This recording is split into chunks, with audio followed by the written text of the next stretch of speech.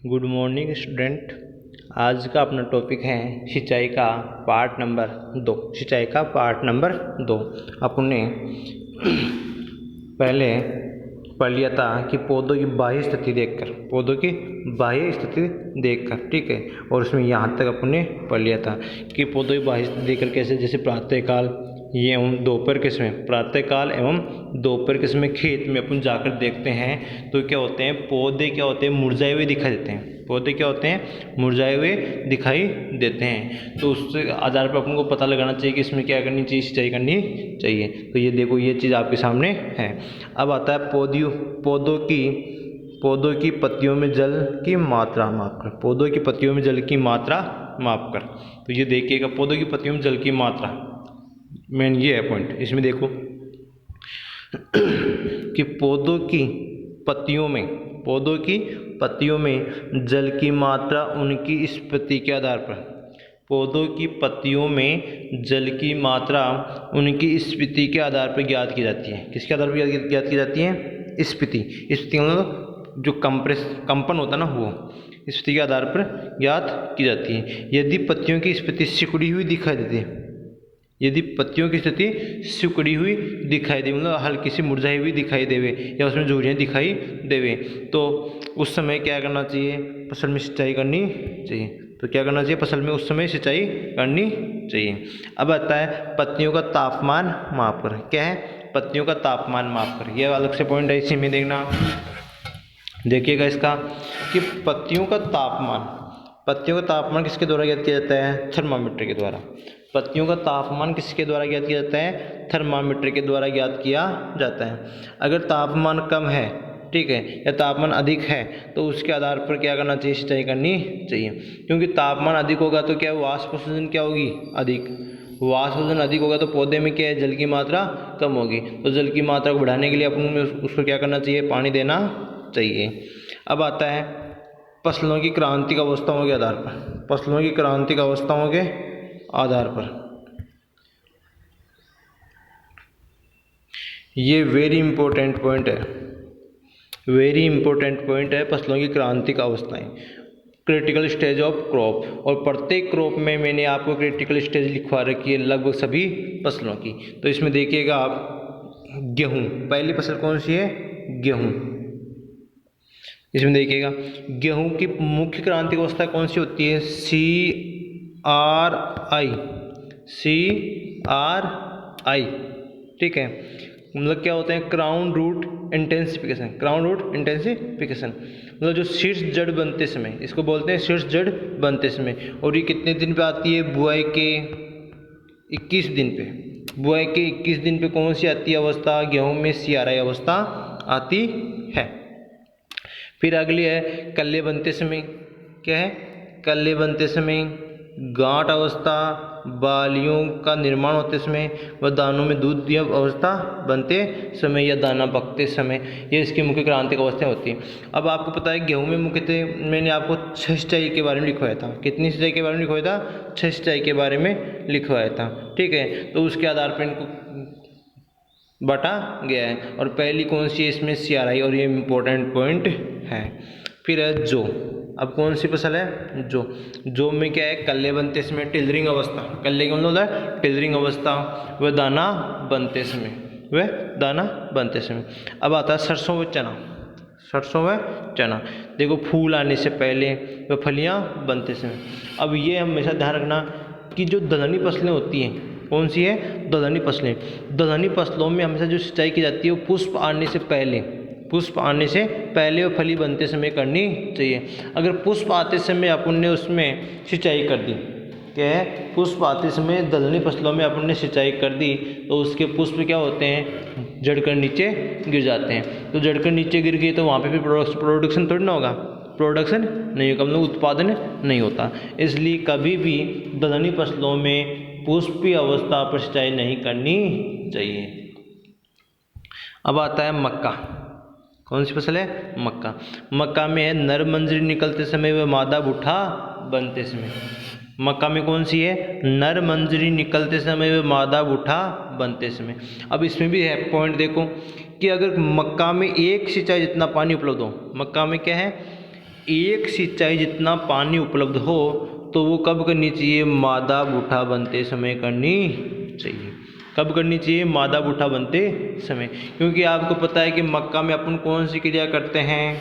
डिटेस्लिंग। कौन सी क्रिया करते हैं? डिटेस्लिंग। तो नर बाग को अपन को हटाना पड़ता है, तो वहाँ पे अपन सिंचाई करेंगे तो वो अपने काम की नहीं है। प्रथम सिंचाई अगर वहाँ पे कर दी तो, लेकिन प्रथम सिंचाई अपन किस पे करेंगे? मादा बूटा बनते समय। अगली फसल है बाजरा। अगली फसल कौन सी है? बाजरा। देखिएगा बाजरे में फूल आते समय, बाजरे में कब करनी चाहिए? फूल आते समय। ठीक है। फिर है आलू। फिर है आलू। आलू में देखो अंकुरण के समय व कंद बनते समय। अंकुरण के समय व कंद बनते समय आलू में सिंचाई करनी चाहिए। अगली फसल है गन्ना। गन्ने में देखो अंकुरण के समय व कल्ले निकलते समय। अंकुरण के समय, कल्ले निकलते समय, वह जब तना वृद्धि करता है, तना क्या करता है? वृद्धि करता है। मतलब बढ़ुआर के समय गन्ने में सिंचाई करनी चाहिए। इसकी कितनी अवस्थाएं हो गई? 3। एक तो अंकुरण के समय, एक कल्ले निकलते समय, व एक बढ़ुआर के समय। अब आता है अपने कपास। कौन सी फसल है? कपास। कॉटन। कॉटन में देखो डोडे वाली शाखाएं, डोडे वाली शाखाएं बनते समय। डोडे वाली शाखाएं का मतलब होता है जब प्रोडक्टिव वेजिटेशन निकलती है ना, ब्रांचेज। प्रोडक्टिव, एक तो वेजिटेटिव होता है, एक प्रोडक्शन वाली ब्रांचेज होती हैं। तो प्रोडक्शन वाली ब्रांचेज निकलते समय, तो देखो डोडे वाली शाखाएं निकलते समय, फूल आते समय व डोडे बनते समय। डोडे वाली शाखाएं बनते समय, फूल आते समय व डोडे बनते समय कपास में हमेशा क्या करनी चाहिए? सिंचाई करनी चाहिए। अब आता है तंबाकू। क्या है? तंबाकू। तंबाकू में देखो चुटाई करते समय, चुटाई का मतलब होता है अपन जो इसकी जो पत्तियों को अपन चुटाई करते हैं ना पत्तियों की, क्योंकि मेन अपन क्या काम लेते हैं? तंबाकू की पत्तियां काम लेते हैं। तो तंबाकू की पत्तियों की चुटाई करते समय उसमें सिंचाई करनी चाहिए। अब आता है मूंगफली। अगली फसल कौन सी है? मूंगफली। मूंगफली में देखो सुइयां बनते समय, सुइयां बनते समय, दाना बनते समय। अब मूंगफली में जो सुइयां बनती है वो कितने दिन पे बनती है? 50 से 55 दिन पे। 50 से 55 दिन पे मूंगफली में क्या बनती है? सुइयां। आपको बताया था मूंगफली चैप्टर पढ़ाया था तो पेगिंग अवस्था, पेगिंग अवस्था या अधिकलन अवस्था, पेगिंग अवस्था या अधिकलन अवस्था। तो इसमें देखिएगा मूंगफली में सुइयां बनते समय व दाना बनते समय इसमें सिंचाई करनी चाहिए। अगली फसल है धान। अगली फसल कौन सी है? धान। तो धान में देखिएगा कल्ले निकलते समय, मतलब टिलरिंग अवस्था, tillering stage of rice and flowering stage of rice. ठीक है। पहले कल्ले निकलते समय व दूसरा पुष्प आते समय या फूल आते समय। अगली फसल है सोयाबीन। अगली फसल कौन सी है? सोयाबीन। देखो पुष्पन के समय व फलियां बनते समय, पुष्पन के समय व फलियां बनते समय सोयाबीन में क्या करनी चाहिए? सिंचाई करनी चाहिए। ठीक है। अब आता है मृदा नमी के आधार पर, मृदा नमी के आधार पर सिंचाई का निर्धारण। अगला पॉइंट कौन सा है? मृदा नमी के आधार पर सिंचाई का निर्धारण। इसमें देखिएगा मृदा में उपलब्ध जल की ऊपरी सीमा, देखो इसको, मृदा में उपलब्ध जल की ऊपरी सीमा क्षेत्र, ऊपरी सीमा क्षेत्र क्षमता या निचली सीमा स्थायी मलानी बिंदु कहलाती है। मृदा में उपलब्ध जल की ऊपरी सीमा तो क्या कहलाती है? क्षेत्र क्षमता, फील्ड कैपेसिटी। ऊपरी सीमा तो क्या कहलाती है? क्षेत्र क्षमता, फील्ड कैपेसिटी। जबकि निचली क्षमता क्या कहलाती है? स्थायी मलानी बिंदु कहलाती है। ठीक है। अब आता है देखो इन दोनों बिंदुओं के मध्य, ये इंपॉर्टेंट पॉइंट है, इन दोनों बिंदुओं के मध्य उपस्थित जल की मात्रा ही पौधों को क्या होती है? उपलब्ध होती है। इंपॉर्टेंट निकलना कि स्थायी मलानी बिंदु व क्षेत्र क्षमता के बीच में उपस्थित जो जल होता है वही क्या होता है? फसलों को उपलब्ध होता है, जिससे प्राप्य जल कहते हैं। जिसे क्या कहते हैं? प्राप्य जल, मतलब कैपिलरी वाटर। इसको क्या बोलते हैं? Capillary water. और ये आपको 11वीं में लिखवा रखा है, कैपिलरी वाटर क्या होता है, फील्ड कैपेसिटी क्या होता है, गुरुत्वाकर्षण जल क्या होता है। ठीक है, वहाँ पे आपको 11वीं में लिखवा रखा है। फिर देखिएगा क्षेत्र क्षमता, जो फील्ड कैपेसिटी होती है, क्षेत्र क्षमता होती है जो -1/3 बार पर आती है। क्षेत्र क्षमता कितनी पर आती है? -1/3 बार पर आती है। यह क्षमता सिंचाई के 36 से 48 घंटे के बाद, यह क्षमता होती है जो सिंचाई के 36 से 48 घंटे के बाद की स्थिति होती है। सिंचाई के 36 से 48 घंटे के बाद की स्थिति होती है। जबकि स्थायी मुरझान बिंदु होती है वो -15 बार पर उपस्थित होती है। मतलब जो क्षेत्र क्षमता होती है कि सिंचाई के 36 से 48 घंटे के बाद में अगर खेत में कोई जल उपस्थित होता है तो उसे अपन क्या कहते हैं? फील्ड कैपेसिटी, मतलब क्षेत्र क्षमता कहते हैं। अब देखो आगे,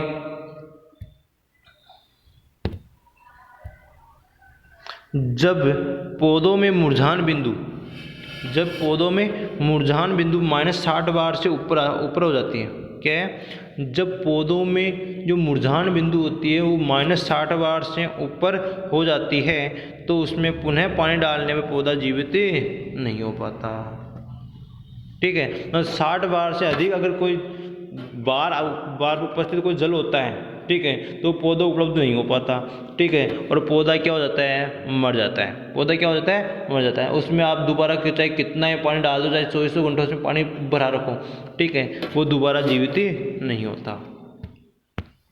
अब आता है मृदा नमी ज्ञात करने की विधियाँ। पहली विधि है टेंसियोमीटर। पहली विधि कौन सी है?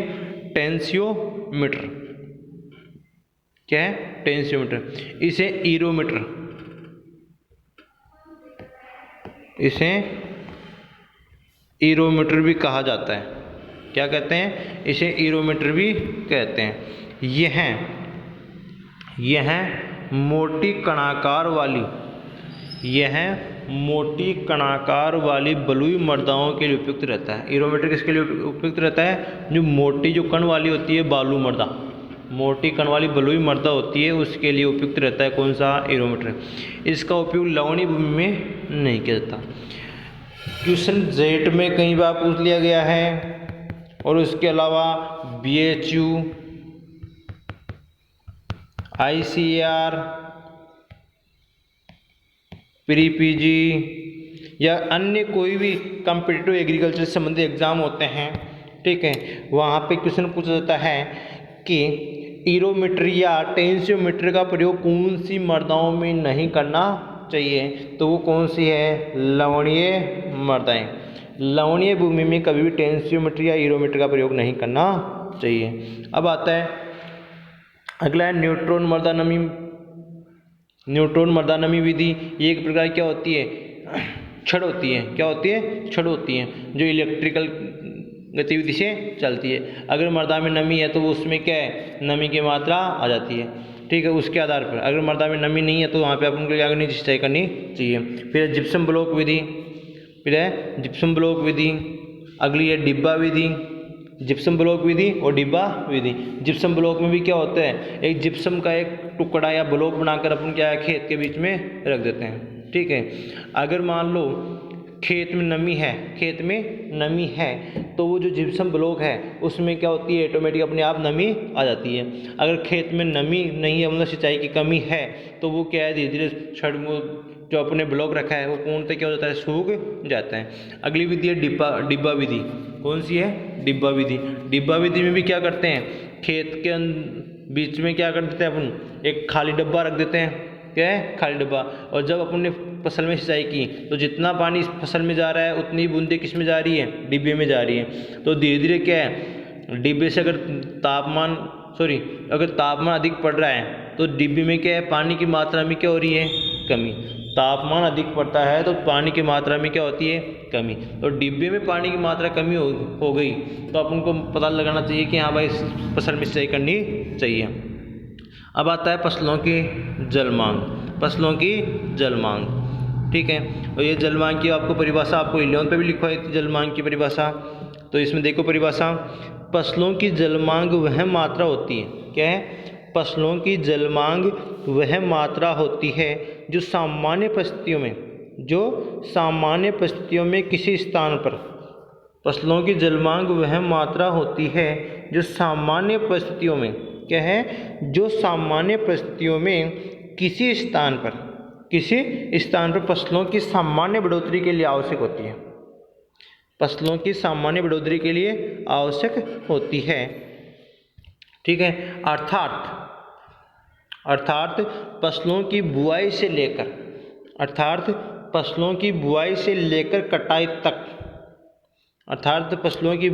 लेकर कटाई तक जितने पानी की आवश्यकता होती है उसे फसलों की जलमांग कहते हैं। क्या कहते हैं? उसे फसलों की जलमांग कहते हैं। अब आता अपने कि विभिन्न फसलों की जलमांग कौन कौन सी है, वो देखिएगा यहाँ पे, और ये इंपॉर्टेंट पॉइंट है। हमेशा जेट में एक बार क्वेश्चन आता है इनमें से एक फसल का। तो देखिएगा, पहली है धान की कितनी होती है? 900 से 2500 mm। कितनी होती है? 900 से 2500 mm। आपको लिखवा रखा है प्रत्येक क्रॉप में। गेहूं की 450 से 450 mm होती है। मक्का की होती है 500 से 800 mm होती है। गन्ना की 1500 से 2500 mm होती है। आलू की 500 से 700 mm होती है। मूंगफली की 500 से 700 mm होती है। कपास की 700 से 1300 mm होती है। मटर की 350 से 500 mm होती है। जबकि ज्वार की 450 से 600 mm होती है। ठीक है, ये इसकी क्या है? फसलों की जलमांग होती है कि एक सीजन में अपन को इस एक फसल में इतना पानी देना चाहिए। फिर देखो यहाँ पे ये भी पॉइंट इम्पोर्टेंट है। फसलों की जलमांग को मुख्यतः फसल की प्रकृति है, मृदा है, जलवायु है, फसल प्रबंधन आदि क्रियाएं क्या करती है? प्रभावित करती है। फसल की जलमांग को फसल की प्रकृति है, मृदा है, जलवायु है व फसल प्रबंधन आदि क्रियाएं क्या करती है? प्रभावित करती है। इनके बारे में ये जो फसल की प्रकृति है, मृदा, जलवायु, ये मैंने आपको लेवंथ पे भी लिखवा रखा है। इनके बारे में पूरा थ्योरेटिकली समझा रखा है। ठीक है स्टूडेंट, आज के लिए इतना ही काफ़ी है। ठीक है, और इसके आगे अपन कल पढ़ेंगे सिंचाई की विधियाँ। कौन सा पढ़ेंगे? सिंचाई की विधियाँ।